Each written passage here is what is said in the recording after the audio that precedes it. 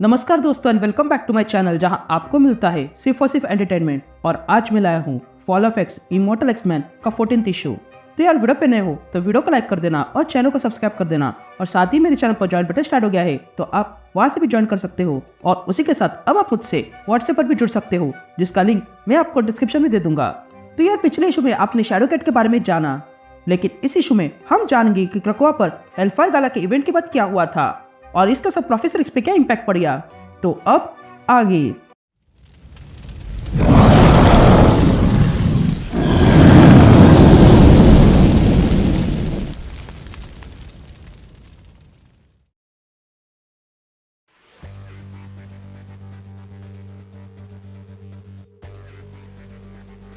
All right gang, तो issue की शुरुआत में हम प्रोफेसर एक्स का सुंदर सा फेस देखते हैं और तब हमें बताया जाता है कि हेलफायर गाला के इवेंट के बाद अब क्रकोआ का पॉपुलेशन सिर्फ 1% है और वो है प्रोफेसर एक्स। तभी प्रोफेसर एक्स वहां बैठकर हेलफायर गाला में क्या हुआ था ये याद करने लगता है और तब उसे डेस्टिनी की आवाज सुनाई देती है जो कहती है, प्रोफेसर मेरी बात ध्यान से सुनो, चाहे कुछ भी हो जाए मिस्टिक को बचा लेना।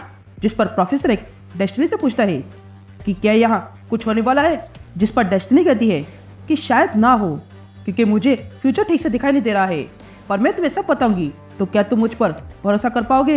ये सुनते ही प्रोफेसर एक्स अपने सारे म्यूटेंट्स को देखने लगता है, पर यह सब कुछ देखकर प्रोफेसर एक्स का कोई रिस्पॉन्स नहीं था। तभी प्रोफेसर एक्स आगे देखता है कि किस तरह निम्रॉड ने बड़े बुरी तरीके से म्यूटेंट को वहां पर मारा है और ये देखकर प्रोफेसर एक्स का कोई रिस्पॉन्स नहीं था। तभी आगे प्रोफेसर एक्स देखता है कि निम्रॉड के साथ वहां पर सेंटिनल्स भी आए थे और वे भी म्यूटेंट्स को मार रहे थे। तभी ये देखकर चार्ल्स कहता है, बस बहुत हो गया, मैं सरेंडर करता हूँ। यहाँ अभी ये सब कुछ देखकर प्रोफेसर एक्स के ऊपर कोई रिएक्शन नहीं था। तभी आगे प्रोफेसर एक्स देखता है कि उनके सामने अब डॉक्टर स्टेसिस खड़ा है और वो प्रोफेसर एक्स से कहता है कि हमने सिर्फ तुम्हारी दवाई हैक नहीं की बल्कि तुम्हारे गेट्स को भी हैक किया है और अभी के लिए ये सारे गेट्स अर्थ के हर एक कोने पर है। हम और ह्यूमंस को नहीं मारेंगे अगर तुम हमारी बात अच्छे से मान लोगे तो। तुम लोग महामारी हो और तुम इस महामारी की जड़ हो। या प्रोफेसर एक्स ये सब कुछ याद कर रहा था और तब वो देखता है कि उसने सारे म्यूटेंट्स को अर्थ के बाहर जाने का आदेश दिया था, जिसके कारण सारे म्यूटेंट्स पोर्टल के जरिए अर्थ के बाहर जाने लगे थे। लेकिन कुछ म्यूटेंट्स ने प्रोफेसर एक्स की बातों को रेजिस्ट किया, इसलिए प्रोफेसर एक्स ने उन सबको अपनी पावर से फोर्स किया जाने के लिए। अब ये सब कुछ देखकर प्रोफेसर एक्स की आंखों में से आंसू आ जाते हैं और वो अगले पल जोर से कहता है कि सारे म्यूटेंट्स मर चुके हैं और मैंने ही उन्हें मार डाला। यह कहते ही प्रोफेसर एक्स रोने लगता है। यह सीन शिफ्ट होती है और हम सेबेस्टियन शॉ को देखते हैं जो हेलफायर गाला में हुए सारे कांड के बाद ऑर्कस के लोगों से म्यूटेंट जिन का क्योर लेने गया था, जो उसे मिल भी गया। तभी इस क्योर को लेकर सेबेस्टियन शॉ अपनी सेक्रेटरी से कहता है, देखा ऑर्कस के साथ काम करने पर मुझे ये मिला, अब फाइनली मैं इस म्यूटेंट जिन से आजाद हो जाऊंगा। यह कहते ही सेबेस्टियन शॉ वो क्योर स्वयं में इंजेक्ट करता है और कहता है कि अब से मैं कोई म्यूटेंट नहीं हूँ, मैं हमेशा से म्यूटेंट नहीं बनना चाहता था पर इस म्यूटेंट जिन के कारण मैं म्यूटेंट बन गया। तभी सेबेस्टियन शॉ वो क्योर केस में रख देता है और अपनी सेक्रेटरी से कहता है कि ये तो हो गया, अब आगे काम की बात करते हैं। तो बताओ मुझे मैं कितना अमीर हो गया हूँ टेसा। जिस पर वो औरत सेबेस्टियन शॉ से कहती है कि मेरा नाम टेसा नहीं सियोबम है। जिस पर सेबेस्टियन शॉ कहता है कि तुम जो कोई भी हो मुझे मेरे पैसों से मतलब है, तो अब बताओ। जिस पर वो सेक्रेटरी सेबेस्टियन शॉ का बैलेंस चेक करती है और कहती है कि आपका बैलेंस जितना था उतना ही है। ये सुनते ही सेबेस्टियन शॉ हैरान हो जाता है और कहता है, ये कैसे हुआ, मुझे सब मिलना चाहिए था क्योंकि क्रकोआ मेरा है। जिस पर वो सेक्रेटरी कहती है कि हाँ मैं जानती हूँ कि ये आइलैंड आपका है पर यह देश इसका पैसा आपको नहीं देगा।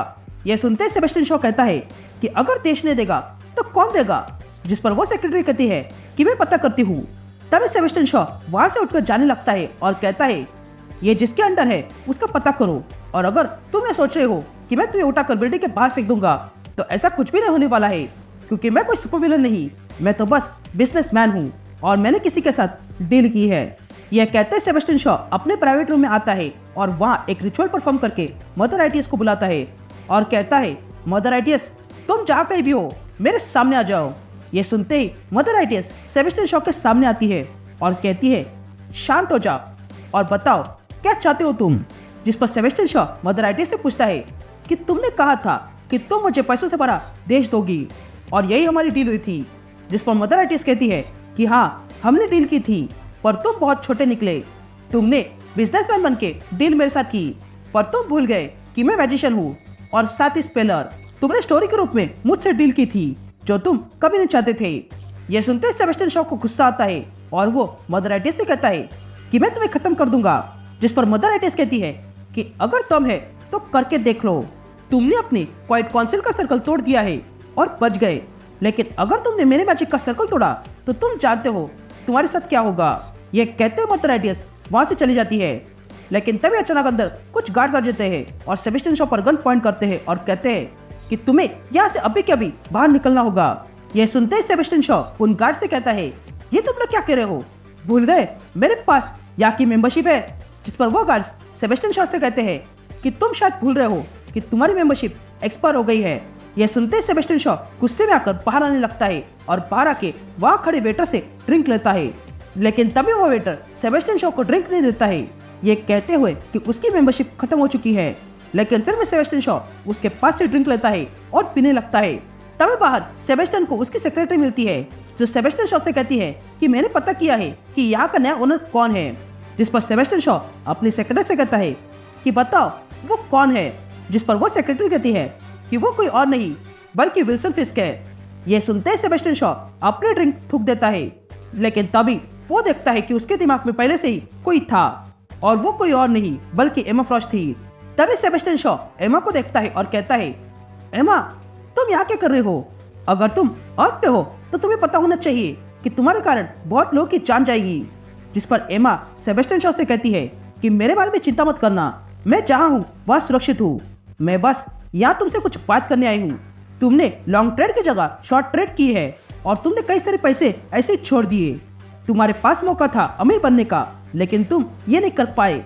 यह कहते ही एमा वापस चली जाती है और तब सेबेस्टियन शॉ को होश आता है। तभी सेबेस्टियन शॉ की सेक्रेटरी सेबेस्टियन शॉ को जगाती है और कहती है कि क्या आपको मदद चाहिए? जिस पर सेबेस्टियन शॉ कहता है हाँ मैं ठीक हूँ, पर क्या तुम जानती हो मेरे सुपर पावर क्या है? जिस पर वह सेक्रेटरी कहती है हाँ मैं जानती हूँ कि आप किसी भी एनर्जी को एब्जॉर्ब करके उसे पावर में बदल सकते हो। जिस पर सेबेस्टियन शॉ कहता है नहीं वो मेरी पावर नहीं है, मेरी पावर तो पैसे से पैसे बनाने की है।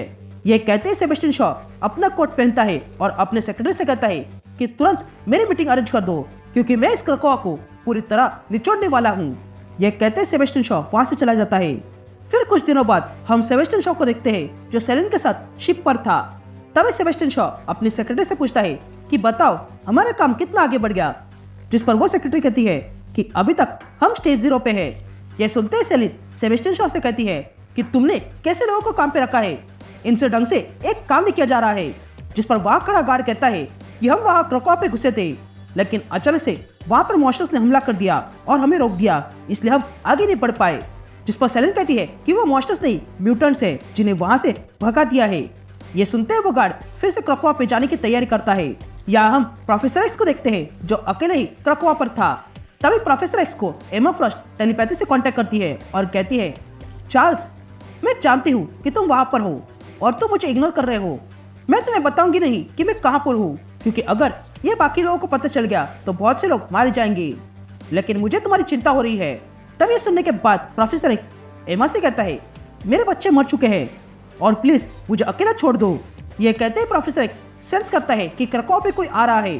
तभी हम देखते हैं कि क्रकोआ पर फिर से ऑर्कस के गार्ड आ चुके थे। तभी वे गार्ड जैसे ही क्रकोआ पे कदम रखते हैं वैसे ही कुछ मॉन्स्टर्स उन पर अटैक कर देते हैं, जिसके कारण वे सारे गार्ड्स वहां से भाग जाते हैं। तभी हम देखते हैं कि मॉन्स्टर्स असल में वहां थे ही नहीं, बल्कि ये तो प्रोफेसर एक्स की रचना थी जिनसे वो गार्ड्स को क्रकोआ से दूर रख रहा था। यहाँ से शिफ्ट होती है और हम रेगिस्तान देखते हैं जहाँ पर डेस्टिनी, होप और एक्सोडस आके गिरे हुए थे।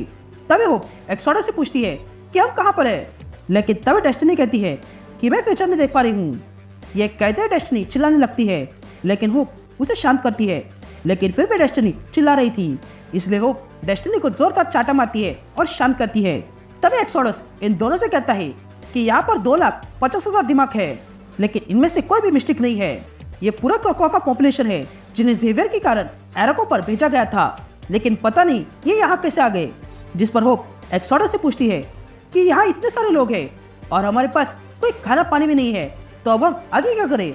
यह सुनते ही एक्सोडस आगे आता है और सारे म्यूटेंट से कहता है मेरी बात सुनो, हम इस रेगिस्तान पर जिएंगे क्योंकि हम म्यूटेंट्स हैं और तुम लोगों के साथ मैं हूँ। तुम लोगों को मुझ पर भरोसा करना होगा क्योंकि मैं ये पहले भी देख चुका हूँ। तो अब सबके सब मेरे पीछे आ जाओ। ये कहते हैं एक्सोडस आगे बढ़ता है और उसके पीछे सारे म्यूटेंट्स आने लगते हैं। And that's it. ये इशू यही कंटिन्यू होता है।